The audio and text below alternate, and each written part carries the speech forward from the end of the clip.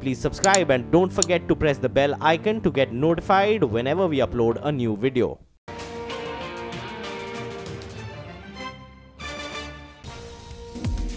The Asian markets, they are trading with gains in early morning trade. They have taken a cue from Wall Street moves overnight. Level to watch again for me is 11,070. Sustaining above that is the key. At the open. Well, with that, the first trade is about 16 points higher. So shy of 11,000. The bigger trend in India of financials is still intact. The newer churns that is happening is towards IT, FMCG, consumption. Even today, in many sectors and many regions, we are gaining market share. It's turning out to be a session where we're just about consolidating both for the Nifty and the Sensex.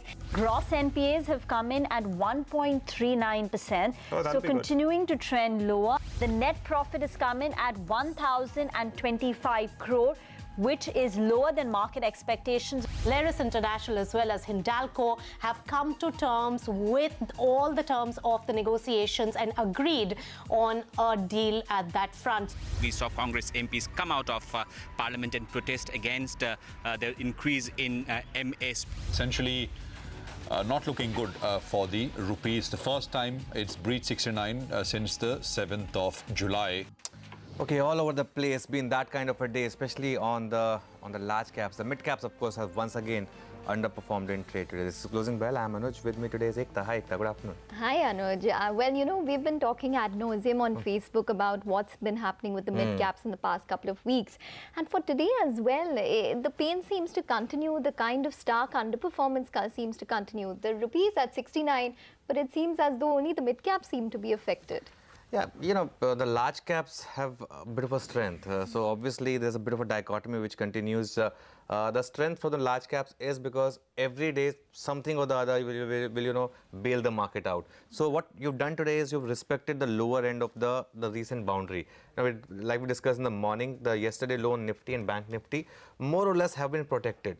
Intraday you did breach them, but not by much. So that is where, you know, obviously today again HDFC Bank is trying to defend the market. So that will happen. Ekta, the problem is again in the mid caps, and this again, I mean, I've made this point so many times. This is not a market which is going to just give you, you know, exit opportunities easily. I mean, not at your buy price. So if you bought towards the end of 2017, I mean, if you bought earlier, it's okay. The point here is that for how long can this dichotomy continue?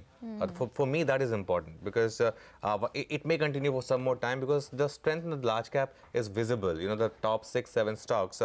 What would require those stocks to sort of break down? I think that will happen only if, you know, there has to be some aggressive FI selling in these stocks. If that doesn't happen, perhaps, you know, you'll have to be, you know, seeing this kind of screen where the index at lower level does see buying.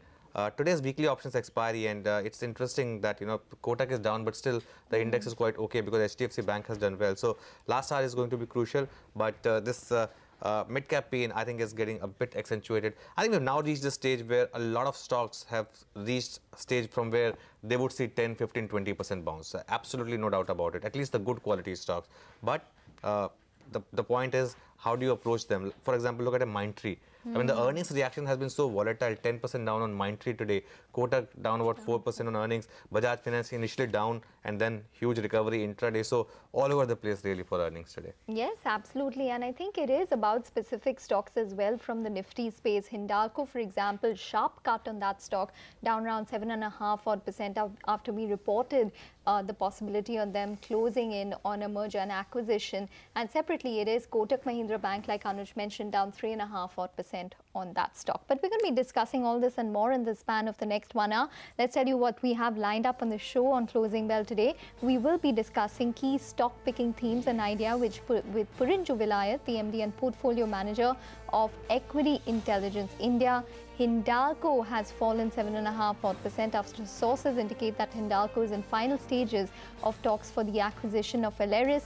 We'll discuss this and more with fundamental experts Mr. S.P. Tulsian of sptulsian.com, Sandeep Shah of Motilal Oswal, and Devang Mehta of Centrum Wealth Management. And as always, our technical experts will take you through the key trading strategies for the last hour of trade as well.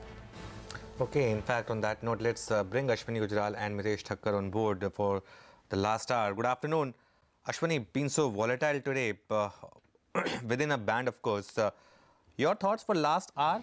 Are you taking long shots or are you playing it via stocks?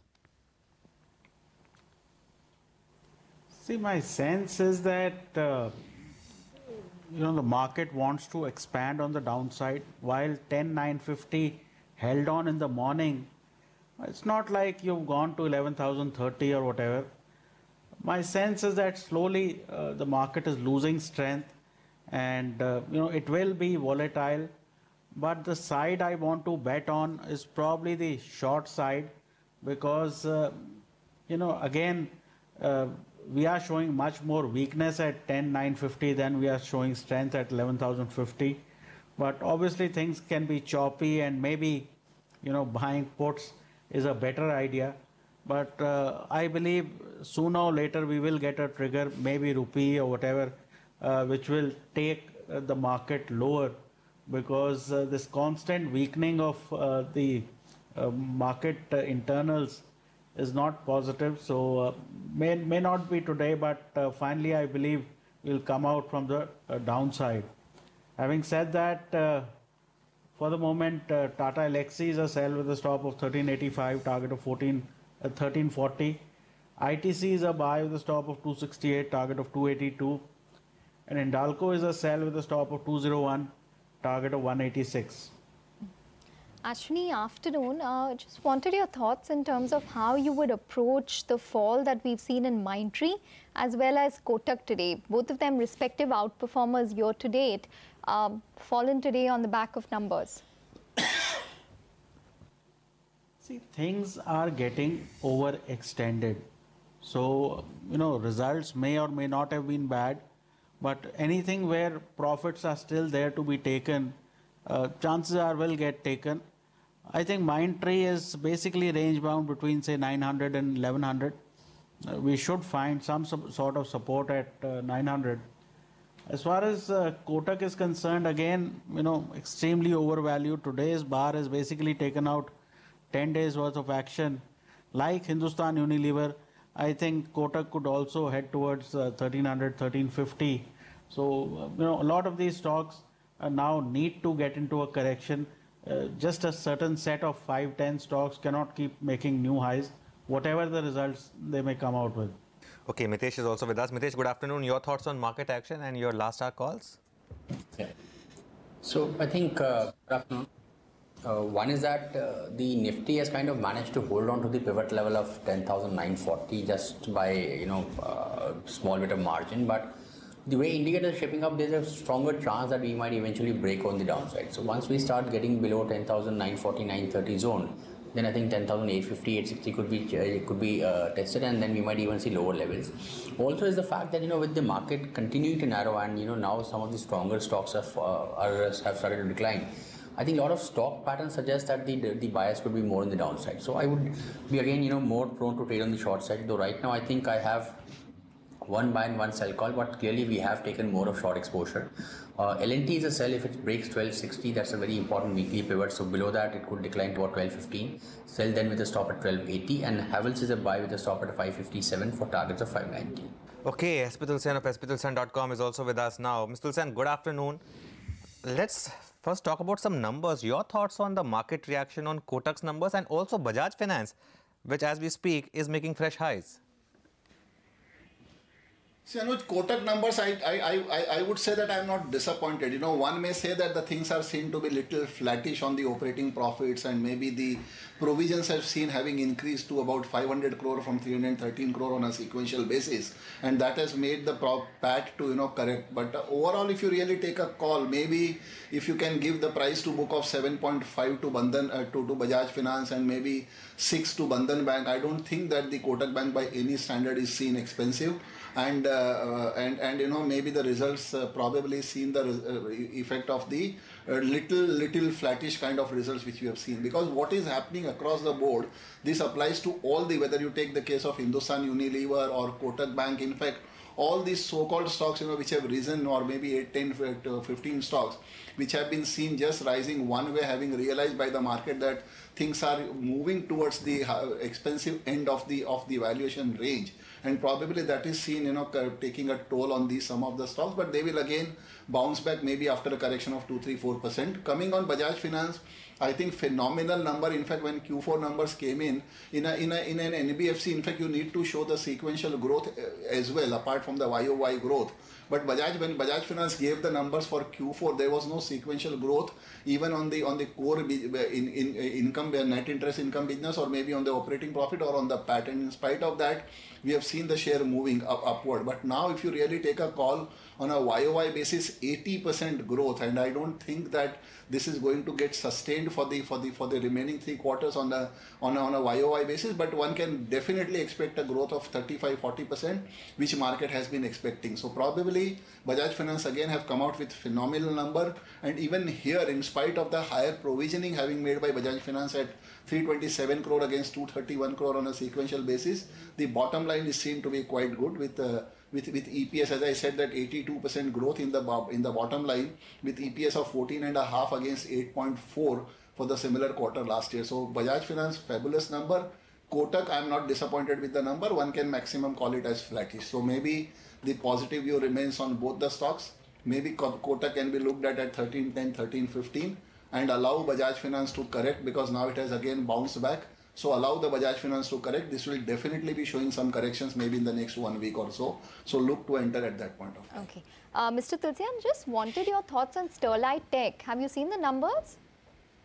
Yes, I've seen the number, and again, fabulous number. If you really take the call again on a QOQ basis or on a YOY basis, see the PBT at 184 crore against 160 crore. There is no point in taking a YOY, which has shown a growth of almost 80-90%. And even on the PAT front, in spite of little higher tax liability, the PAT is at 129 crore against 119 crore on a sequential basis. And in fact, we have been keeping the positive bias on the optic fiber or this sector.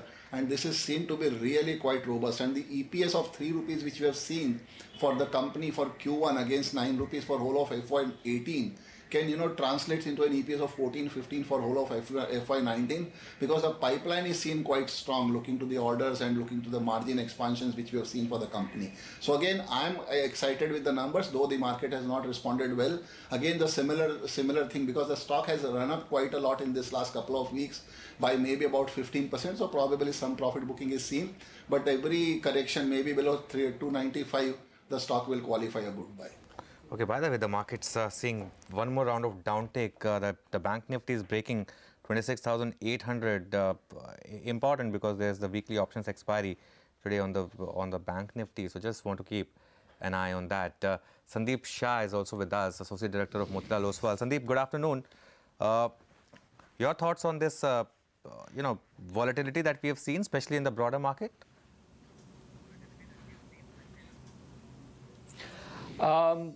Good afternoon. The last time I was on your show, I think it was 18th May, the Sensex was about 36,000 or so, and I had said that there might be more short-term pain, but the markets could hit a new high. And about 2-3 days back, we have seen the Sensex hit a new high. But as you rightly mentioned, the broad market is far, far away from a new high. If anything, some of the small cap indices are close to 2018 lows, and even some of the mid caps as well. This is, of course, predicated in an environment where where liquidity is abundant, where growth is there, but there are concerns that investors have, whether it's globally because of global growth, which could get affected because of the trade wars, as companies actually cut back on their capex because of the uncertainties, as well as crude, which of course now is back to more reasonable levels. I have, of course, been mentioning since last year that as long as crude doesn't sustainably stay above $80, we are reasonably comfortable. So that seems to be holding out for now. And of course, the concerns on the general elections, and plus, of course, the mutual fund rationalization that has happened. Now, however, there are two ways of looking at this. One way to look at it would be to look at the pain that investors have gone through in small and mid caps. And the other way to look at it is actually see how a lot of good quality companies, whether small or mid-sized and the large ones, have actually grown in earnings. And some of the mid and small ones, actually stock prices have fallen. And while I'm not saying that this is the absolute bottom just yet, but I think we are fairly close to it in terms of valuations. I think valuations in the small and mid-cap space are beginning to look very attractive now. There might still be some, exceptional stocks which are still expensive, but I think if you're willing to hunt, you'll find a lot of good quality small and mid-cap stocks which are looking very attractive. Of course, the far safer thing would be to buy, small and good quality small and mid-cap mutual funds, or even multi-cap mutual funds which have some exposure to mid-caps, so that you're able to play this opportunity. So from that perspective, while I would think that the small and mid-cap indices may take a long time before they get to a new high, could even be next year perhaps. But I would expect that quality stocks would continue to do well because growth is there, liquidity is there. The only thing is that investors have concerns about future possibilities which haven't yet come about. So in this environment, I would remain positive on markets. Of course, as far as large caps is concerned, I think you might want to stagger that in rather than chase them at these levels. Okay, the market, by the way, is now at the low point of the day. That is an important point. Closer to the low point of the day. The Nifty is now down 32 points, back below 10,950. The Bank Nifty 26,795 thereabout. Ashwini, trying to defend 26,800 on the Nifty Bank ahead of weekly options expiry. But you reckon it's a matter of when and not if it goes? See, I think it's a matter of perspective. I think it's trying to expand. All the defending has been happening for last couple of weeks. And today, the way momentum has picked up even before 3 o'clock, it looks like particularly Bank Nifty, which is holding up the market, that's giving up a lot of the gains. I would be short with a, say, 25-point stop on Nifty, maybe 50-70 point stop on the Bank Nifty, because if it expands, I think it should go a long way, and possibly the last half an hour you could have further gains on the downside. Okay, further gains on the downside is possible. Well, let's do one thing. Bajaj Finance is really one of the stocks of the day today. Reported strong set of numbers for Q1. We have, to discuss the numbers, of course, we have Rajiv Jain, Managing Director of Bajaj Finance, now joining us. Rajiv, hi, good afternoon. 69% growth in terms of profit in Indian GAAP, and as per Indices, about 81%. A part of the market is getting scared with these kind of numbers. For how long can you continue to deliver these numbers? Your thoughts? Yeah. So look, we are organized to, as a business construct, to grow at between 25 and 27% balance sheet growth and a 20 to 25% net income growth. I have said that consistently over the last 10 years. In addition, I have said that, however, if the opportunity represents itself in the market and without increasing risk, we can seize that opportunity. We have enough capital to ensure that we seize that opportunity. So that's really the outcome of this. You should know that at a broader level, microeconomy is looking at its reasonably stronger momentum that we have seen in the last at least 18-24 months. And given the large franchise that we have of 28 million customers, and given the low, given no baggage that we have or risk as a company, we are very well positioned to seize that opportunity. So that would be my response. I mean, we are not growing business with increasing risk. We are actually growing business with reducing risk. If you look at the gross NPA, net NPA data that we published, it's coming lower on a year-on-year basis, despite a 39% balance sheet growth on a year-on-year basis. So we are growing responsibly, is really how I would respond. Okay. Rajiv, give more granular details. Can you share more granular details about your assets under management growth of 35% this time? It's been slower as compared to, say, this past 6 quarters, but barely. It's still within that range of 35 to 40-odd%. But what's driving that growth, and where exactly is the investment coming through in the next couple of quarters? So the core growth actually is 39%. I mean, last year, same quarter, we had a 3-day IPO financing book happened to be sitting there at the quarter end. So the core growth, first of all, is 39%. We have issued that as part of our press release as well. So that's one point. Growth overall has been quite granular. Our consumer B2B businesses grew 27%. Our B2C business, which is cross-sell to them, grew 40%. Rural business of ours grew 75%, albeit on a low base. Our SME lending business, post-Demon, post-GST, in the first quarter grew the strongest that has grown in the last 8 quarters, grew at 42%. Our commercial business, again low base, but grew 60%. Mortgage business, which is a separate subsidiary now, grew 27%. So as you can see, the balance sheet growth is reasonably granular. It's across categories and across product segments. There is no one trick pony sitting there. Okay, so in terms of this AUM growth, Rajiv, what's going to be the trajectory now from here on? Because this quarter is slightly lower than what the market thought it would be. I mean, you explained that, but from here on, what would be the trajectory? Yeah, so So I think, as I said, a 25-27% balance sheet growth should happen. Now you're right. In first quarter, it is, as I said, core growth is 39%.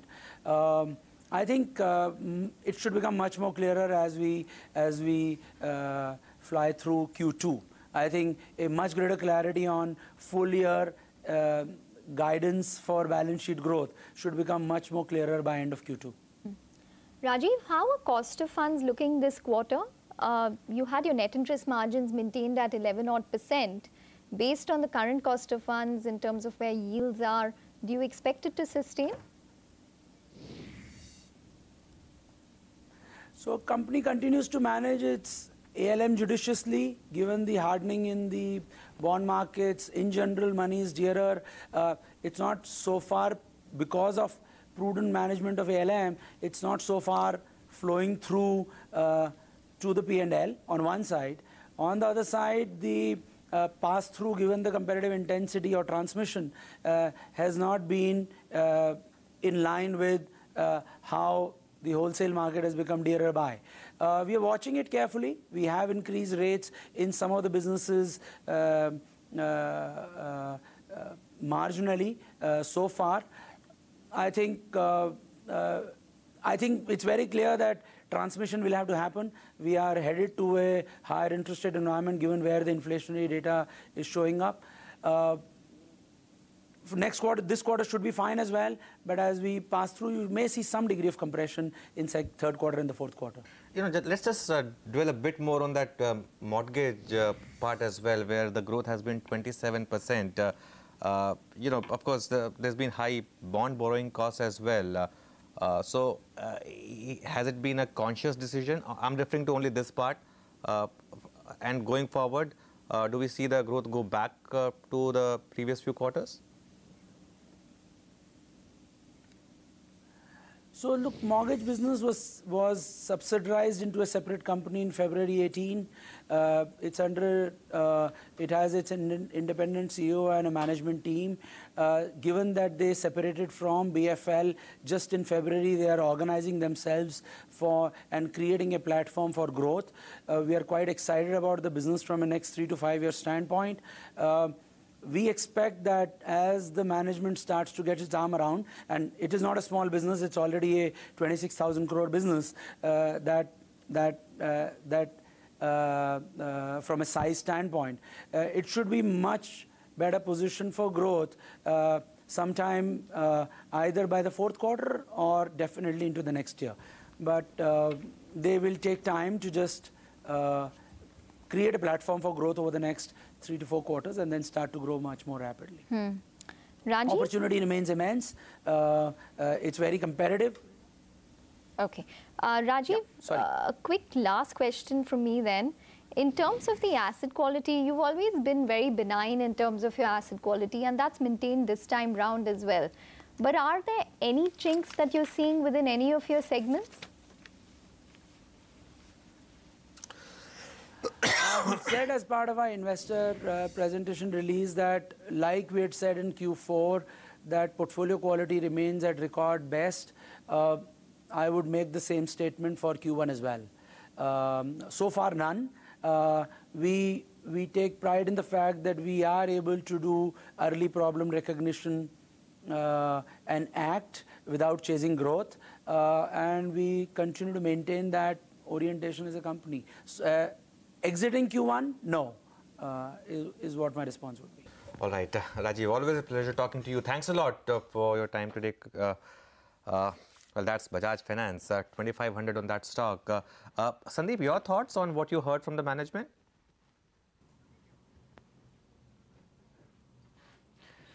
Well, clearly, I think there are these top-notch, high-quality NBFCs which have a very strong business model, which have very strong risk management as well, and are able to grow at a fast pace alongside managing risk, which I think is very, very rare in this business.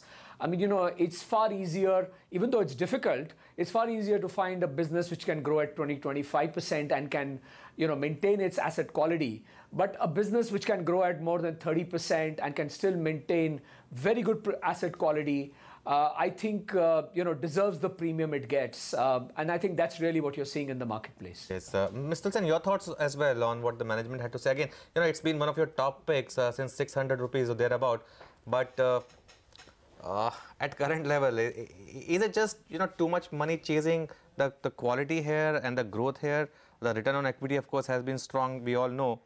But at 24.96, should you book profit and then, perhaps wait for a correction to perhaps enter again? Or is this one of those stocks where you just buy it and forget it?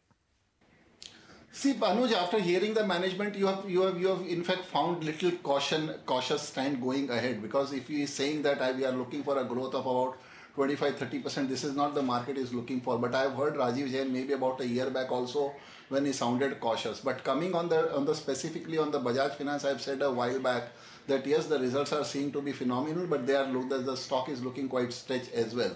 I won't be surprised to see the stock, correcting to a level of 2,400. In fact, maybe post results, we have seen that situation coming in. I don't think that there is any point in being greedy. One can, book the profits at the current level. You have the alternatives available. You are going to see the results of many NBFCs coming in who will be posting the growth of 20-25%.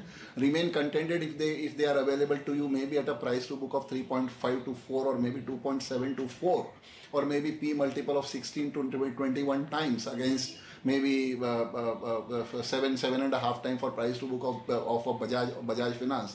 So yes, the things are looking quite stretched, and in fact we have been keeping this overall view that market cannot remain healthy with these tactical trades and with the narrow range behavior seen in 10 to 15 stocks. And already all those 10 to 15 stocks, if you see across the board, either have taken a pause or showing a mild correction, which is in fact seeing a healthy move. And in fact probably the HNIs, fund managers, they will all be forced to move to the other stocks. You can't just keep on hiding behind these stocks, because in the past the lessons have been taught.